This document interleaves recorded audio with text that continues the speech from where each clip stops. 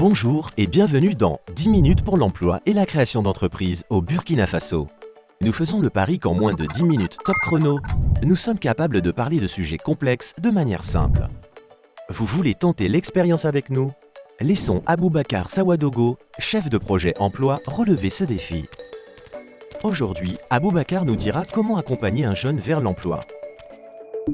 Étape 1. Quelques concepts pour bien démarrer. Activité, emploi, travail, de quoi parlons-nous?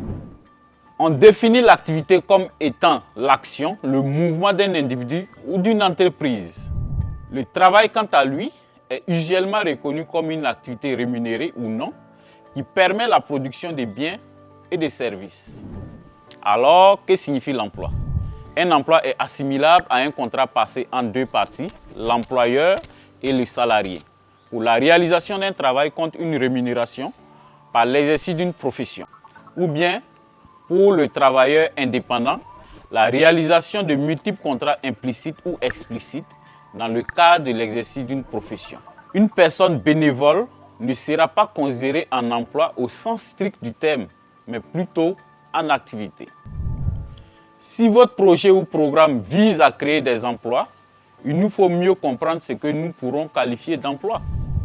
Pour le Bureau international du travail, BIT, les personnes pourvues d'un emploi comprennent toutes celles ayant dépassé un âge spécifié, en règle générale l'âge de la fin de la scolarité obligatoire, et qui se trouvaient durant une brève période de référence spécifiée, une semaine, engagés dans la production de biens et de services, soit comme salariés, soit comme non salariés.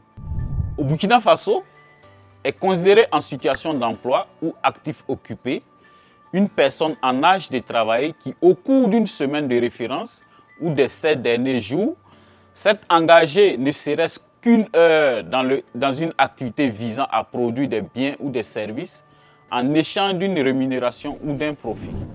Expertise France a souhaité aller plus loin en parlant de qualité d'emploi.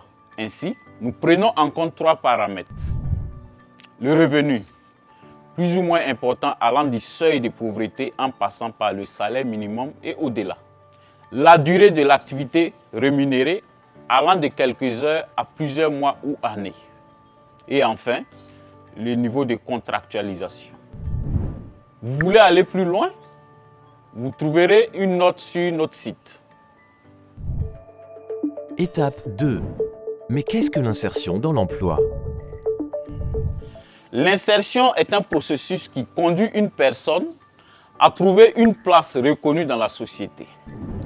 L'insertion peut prendre plusieurs formes: insertion professionnelle, sociale, globale.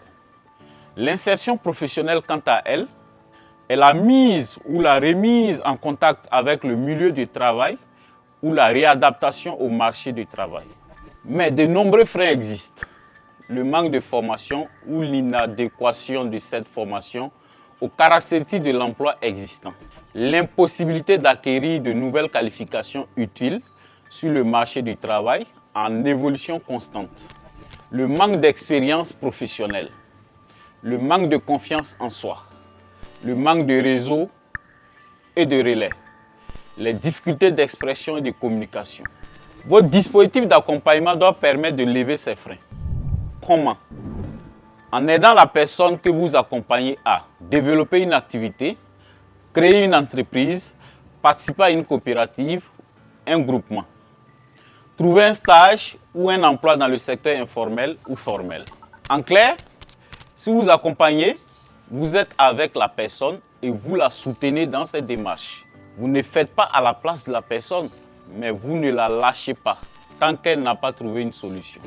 Mais voyons ensemble les grands principes du suivi d'une personne qui sort de la formation professionnelle. Étape 3.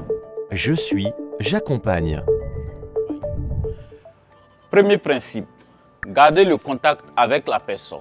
Convenir avec elle d'une fréquence de rencontre ou d'échange afin de comprendre où elle en est de sa recherche, les difficultés qu'elle rencontre, puis lui proposer des solutions, des actions, des contacts auxquels elle n'aura pas pensé. De la remotiver elle ne doit pas se sentir seule, de l'intégrer dans un collectif de recherche d'emploi. Deuxième principe, consigner les actions entreprises. Il est important de tout consigner dans un fichier afin que vous puissiez mesurer le chemin parcouru entre votre première rencontre et le rendez-vous que vous êtes en train d'avoir avec elle. Ainsi, vous pourrez savoir ce que la personne s'était engagée à faire. Si elle l'a fait, si oui, voir avec elle la prochaine étape. Sinon, comprendre pourquoi et comment il est possible de l'aider. Votre objectif, lui faire respecter ses engagements et lui permettre d'avoir une solution à l'issue de sa formation professionnelle, une formation qualifiante supplémentaire, un stage, un emploi, un projet de création d'entreprise. Dans un fichier, vous devez consigner la date de l'échange, la situation dans laquelle se trouve la personne, les actions qu'elle a entreprises, les problèmes qu'elle aura rencontrés, les solutions qu'elle doit mettre en œuvre et la date du prochain échange. Troisième principe, bien lui dire que vous ne ferez pas à sa place. C'est à elle de mettre tout en place pour trouver un stage ou un emploi. Mais attention, rappelez-vous, il n'est pas possible d'aider quelqu'un qui ne veut pas s'aider lui-même. Vous voyez, nous avons réussi en moins de 10 minutes à vous parler d'accompagnement dans l'emploi. N'oubliez pas, accompagner quelqu'un après une formation professionnelle, cela démarre avant la fin de sa formation et cela se poursuit 1, 2, 3, 6 mois après. Vous devez être engagé, disponible et volontaire, faute de quoi il vous sera difficile d'atteindre de bons résultats. À bientôt. Si vous avez aimé cette présentation, rejoignez-nous sur Facebook, notre chaîne YouTube et notre site www.programmeemploiburkinafaso.wordpress.com.